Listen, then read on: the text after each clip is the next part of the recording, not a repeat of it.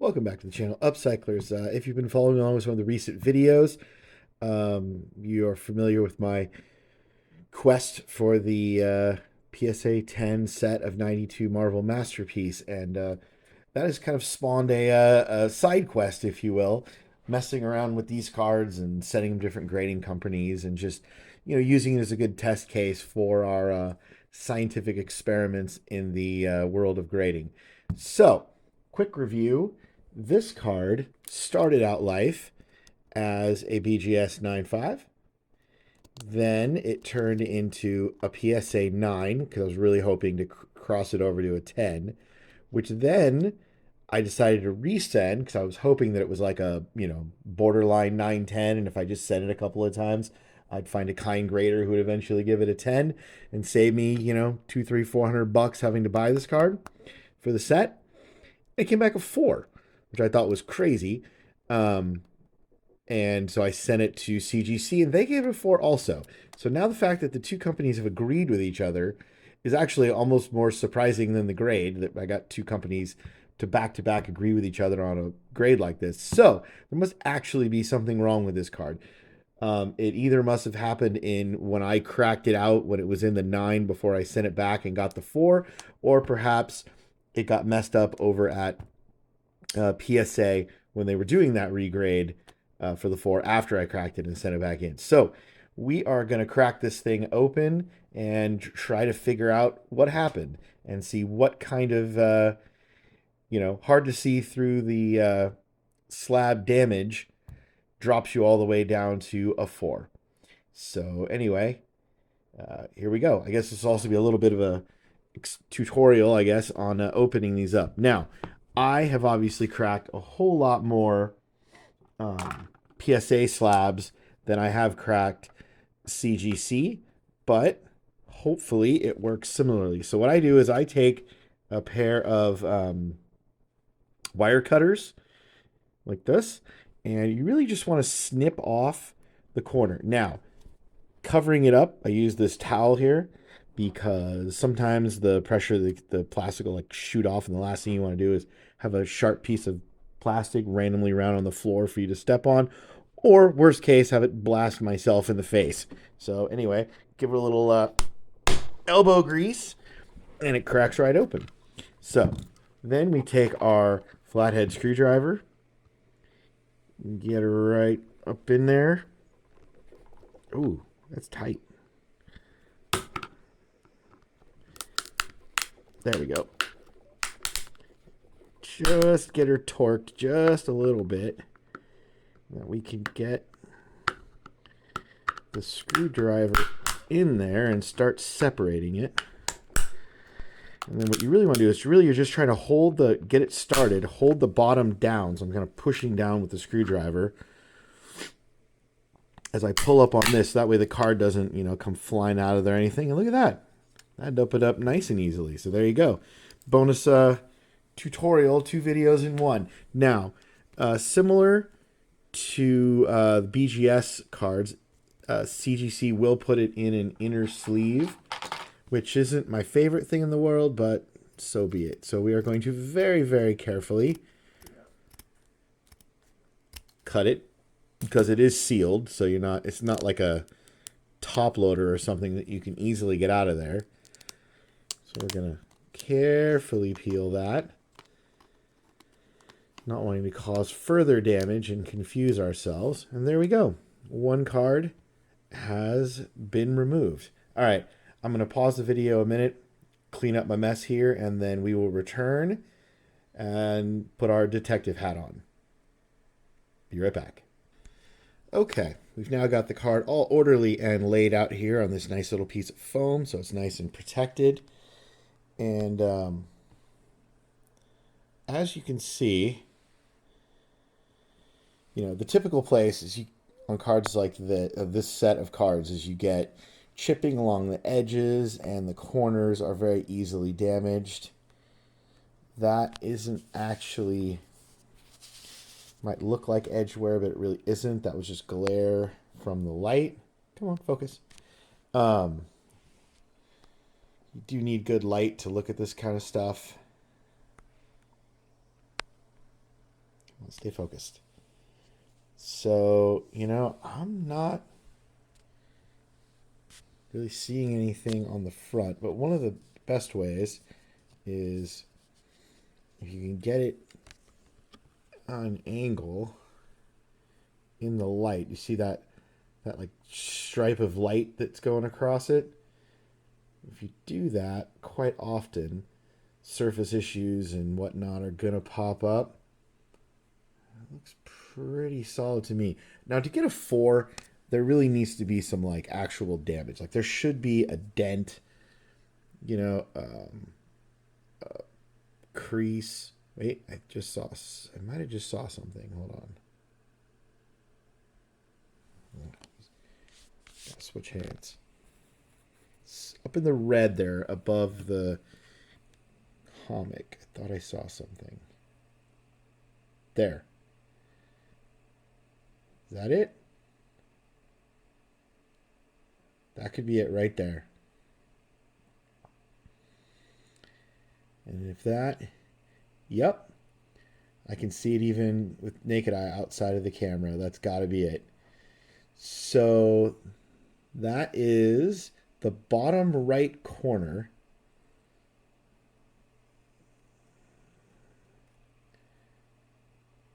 And there's definitely I don't know, somewhere between a dent and a crease kind of going across that corner right there. Let's see if we can see anything else, or is it just that?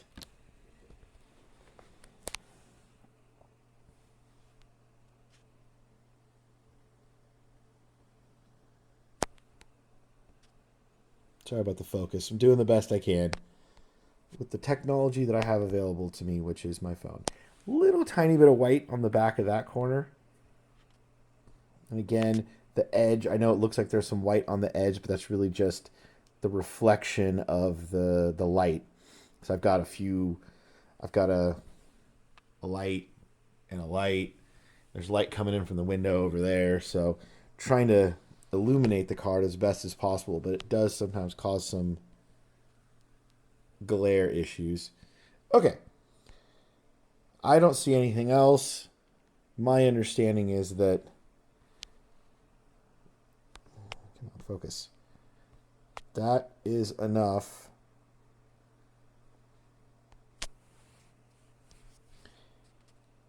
to get the grade. There, right there.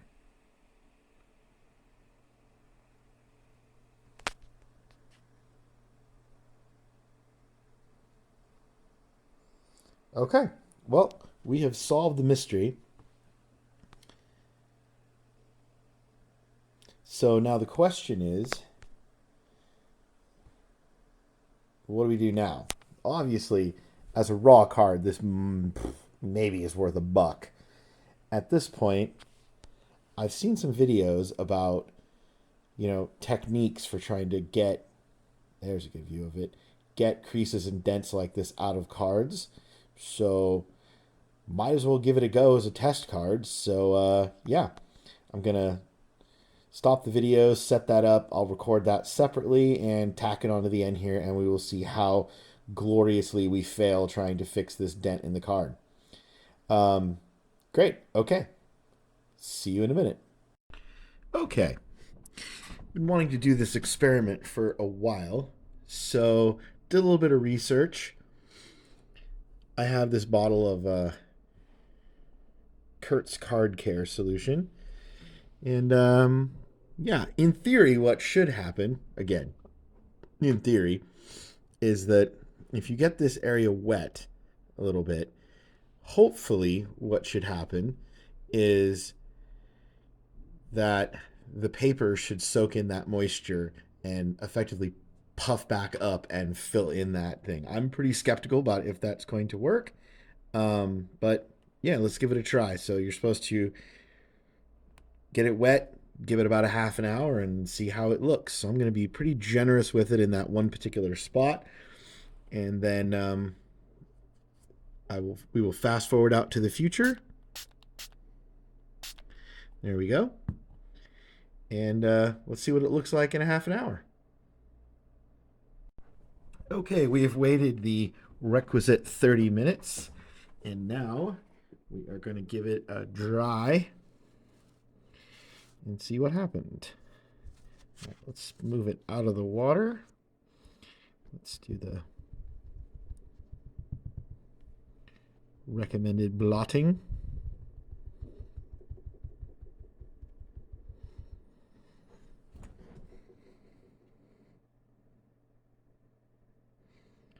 Well, I can still see it.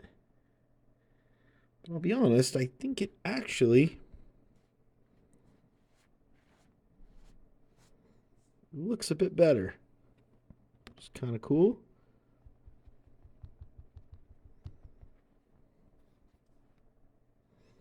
Okay. So the next step is we're going to set this off to the side here, and we're going to put the dry side of the mat on top, get it completely covered. All right, and then we're going to put a little bit of weight on it, not too much. Let's start with that to give it a nice even pressure, and then might as well use a few of his buddies.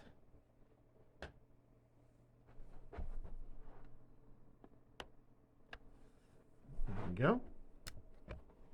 Some of the existing collection of the PSA 10s. So then it says to move it to a dry, either replace the foam or move it to a drier spot, at least on the foam, approximately every hour as best you can for however long it takes to dry. You know, a day or two. Obviously, I'm not going to get up in the middle of the night and move it every hour, but I will leave it like this and move it periodically throughout the day. And we will check back with you tomorrow or the next day and see what we got. All right. See you soon. Okay. This has spent more than 24 hours drying, and I'm going to try to show you. It is way, way better. I'm actually kind of a little shocked at how well it went. So, if you remember, that corner up there is what had the issue. And just at the right angle, see where right through the word first and just above the word cover, you can kind of make out a little bit of a white line just at this one particular angle with the light reflecting off it. But truly, it just looks like maybe a little surface defect, maybe a little scratch. But, you know, before it was a pretty significant and noticeable, you know, fingerprint mark, or frankly, what it probably was as I thought about it. It was probably some inadvertent damage I caused when taking it out of the slab in between the time it graded a 9 and a 4 with PSA. But anyway, I'm extremely impressed at how well this worked.